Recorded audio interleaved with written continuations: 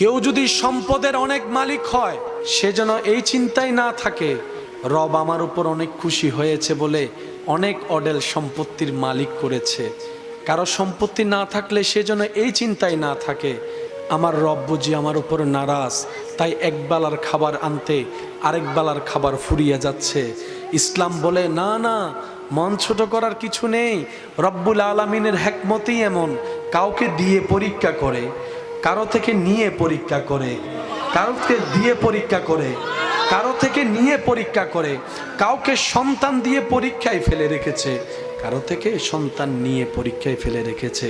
কাউকে সম্পদ না দিয়ে পরীক্ষার রাস্তায় রেখেছে, কাউকে অডেল সম্পত্তি দিয়ে মহা পরীক্ষার মধ্যে ফেলে রেখেছে। সবাই আমরা আপন আপন জায়গায়, সবাই পরীক্ষার্থী, সবাই পরীক্ষার মধ্যেই আছি, সবাই প্রতি সেকেন্ডে পরীক্ষা দিচ্ছি।